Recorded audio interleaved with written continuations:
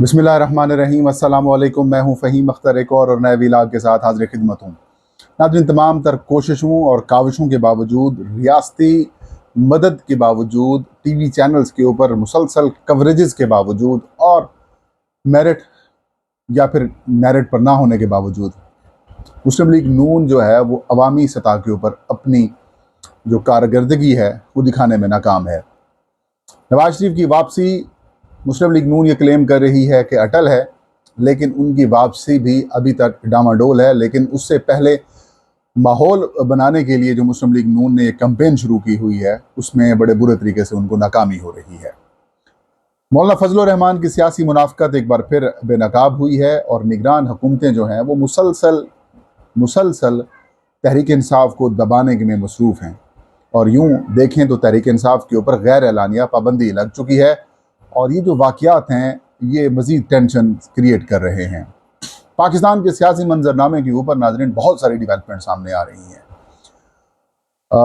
मैंने कुछ दिन पहले जो व्लॉग्स किए थे और उसके अंदर बताया था कि किस तरीके से इस्तेकाम पाकिस्तान पार्टी तहरीक इंसाफ के वोट बैंक को कैप्चर करने की कोशिशें कर रही है। तहरीक इंसाफ के साबिक रहनुमाओं को अपने साथ मिलाया, दबाव में डालकर, धमकियां देकर या फिर उनके ख़िलाफ़ कार्रवाइयाँ वगैरह करके पीटीआई की जो कह सकते हैं जो इलेक्टेबल्स हों या फिर जो उनके फेसेस थे, उन सब को तोड़ लिया गया है।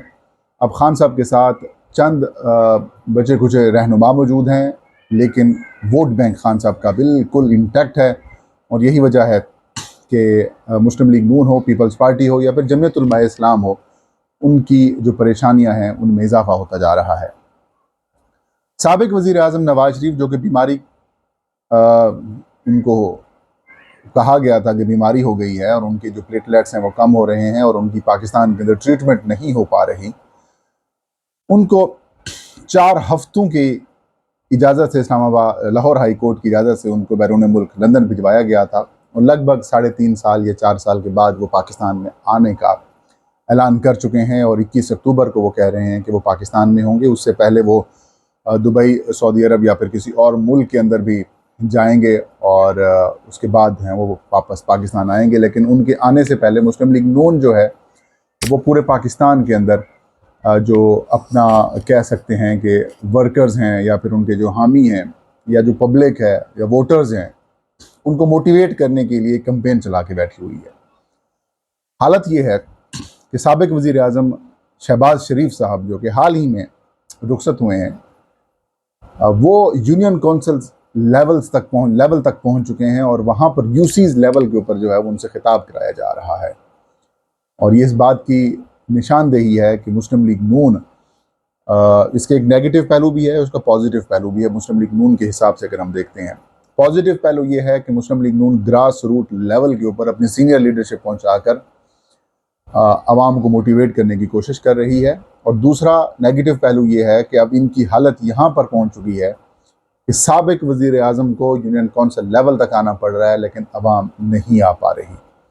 मीनार पाकिस्तान के ऊपर एक बड़ा क्राउड जमा करने का प्लान किया हुआ है मुस्लिम लीग नून ने और हर शहर में, हर कोने कोने के अंदर जो है वो जो मुस्लिम लीग नून के वर्कर्स हैं वो नवाज शरीफ की वापसी के लिए बंदे इकट्ठे करने की कोशिशें कर रहे हैं।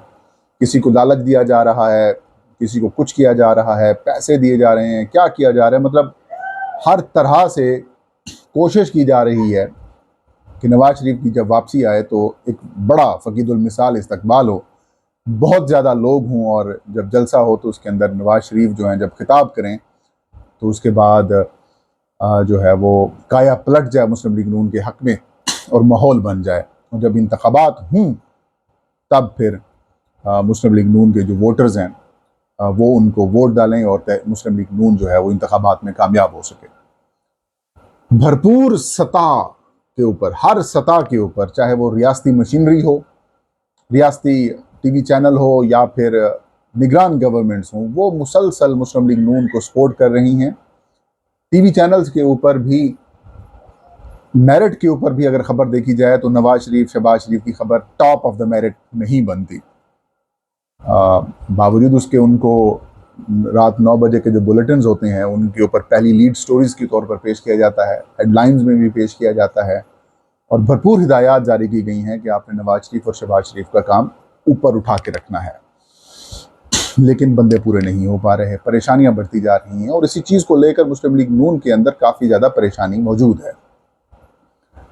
दूसरी जानिब तहरीक इंसाफ जो कि इस वक्त शदीद तरीन दबाव का शिकार है, PTI को गैर एलानिया पाबंदी का सामना है। उनके जो चेयरमैन हैं साबिक वज़ीर आज़म इमरान खान साहब, वो जेल के अंदर हैं। उनके ऊपर टार्चर करने के हवाले से भी कुछ इतलात सामने आ रही हैं। टार्चर से मुराद ये कि उनको सोने नहीं दिया जा रहा, उनको एक्सरसाइज करने की भी इजाज़त नहीं दी जा रही और उनकी जो एक्सेस है उसको भी महदूद किया जा रहा है, उनकी परेशानियों में इजाफा किया जा रहा है। और कुछ इतलात ये भी सामने आ रही हैं कि शायद उनके लिए कोई शीशे का कमरा बनाया जा रहा है ताकि उनको टार्चर किया जा सके। तो खैर,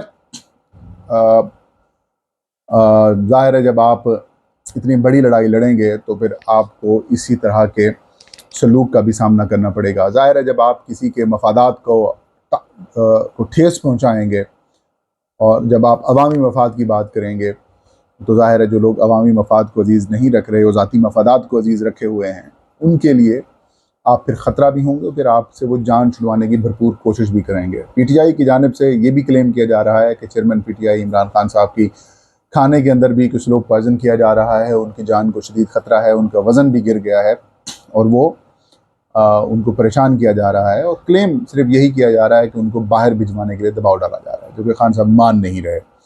दूसरी जानिब गुज़श्ता एक रोज़ पहले आतिफ खान साहब जो कि PTI के साबिक रहनुमा हैं, साबिक सूबाई वज़ीर हैं, साबिक नहीं बल्कि मौजूदा रहनुमा हैं, उन्होंने एक जलसा किया अपने डेरे के ऊपर।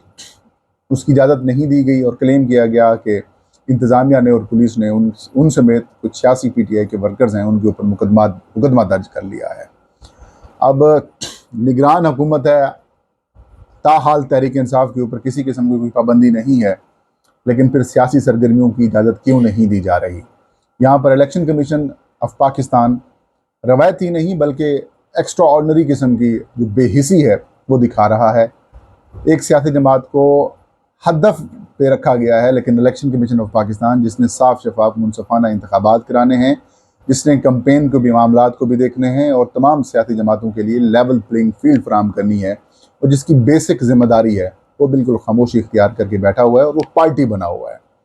इलेक्शन कमीशन ऑफ पाकिस्तान इस वक्त न्यूट्रल नहीं है। इलेक्शन कमीशन ऑफ पाकिस्तान इस वक्त जानिबदार है towards PMLN, Peoples Party, JUI या फिर बाकी जितनी भी सियासी जमातें हैं उनके लिए, मासिवाए पाकिस्तान तहरीक इंसाफ के लिए। इस तमाम तर सूरत हाल के अंदर निगरान हुकूमत भी बड़ी एक्सपोज हो रही है, इलेक्शन कमीशन भी एक्सपोज हो रहा है और रियासती लेवल के ऊपर जो सपोर्ट मुस्लिम लीग नून को मिल रही है वो एक्स्ट्रा ऑर्डनरी है। मौलाना फजल रहमान की भी कल एक सियासी मुनाफकत बेनकाब हुई। मौलाना फजल रहमान ने सोशल मीडिया के हवाले से अपने वर्कर्स हैं उनसे खिताब किया और उसके अंदर एक अधूरी बात को लेकर चर्चा कराई गई और हर तरफ उनको शाबाशी दी गई कि एक अच्छी बात की है कि उन्होंने कहा कि मेरा मुखालिफ जेल में हो और मैं उसके ख़िलाफ़ तकरीरें करूँ, जलसे करूँ, ऐसे मज़ा नहीं आता। उन्होंने कहा नज़रियाती इख्तलाफ जो है वो जारी रहेगा, लेकिन जो तमाम सियासतदान हैं उनको बाहर होना चाहिए और उनको मौके मिलने चाहिए। लेकिन अगर कोई कानून की पकड़ में है तो फिर कानून है। मकसद ये कि एक तरफ वो कह रहे हैं कि इमरान खान को बाहर आना चाहिए, तो दूसरी जानिब वो कह रहे हैं अगर कानून है तो फिर कानून की सब पकड़। आपको पता है मौलाना फजल रहमान साहब आपके ऊपर जब कानून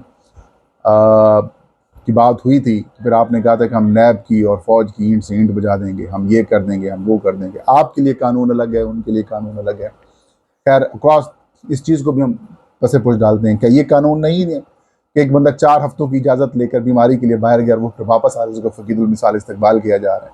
या फिर कानून सिर्फ मखसूस लोगों के लिए है, आपके लिए है ही नहीं? तो उनकी एक सियासी मुनाफकत है और वो बेनकाब हुई है।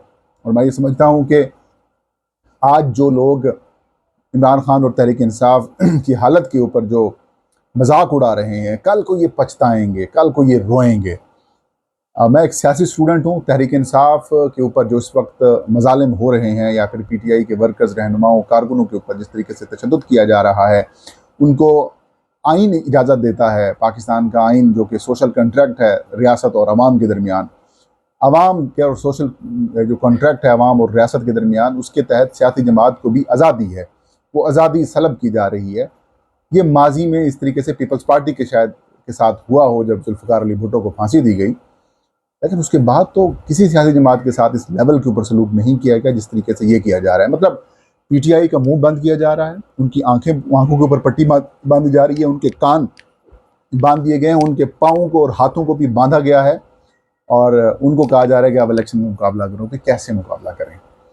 उनको मुकम्मल नहीं तो कम से कम 50% भी अगर उनको थोड़ी सी स्पेस मिल जाती है, 50 भी नहीं 25% भी पीटीआई को स्पेस मिल जाती है, तो ये सारी सियासी जमातों की जो जमानतें हैं इन उम्मीदवारों की जब्त हो जाएंगी। लेकिन ऐसा नहीं करने देंगे। इस्तेकाम पाकिस्तान पार्टी वाले वो भी लॉन्च करने की कोशिशें, प्रॉपर लॉन्च करने की कोशिशें की जा रही हैं। मुस्लिम लीग नून की भी फेवरेबल माहौल बनाने की कोशिश की जा रही है। टारगेट है तहरीक इंसाफ।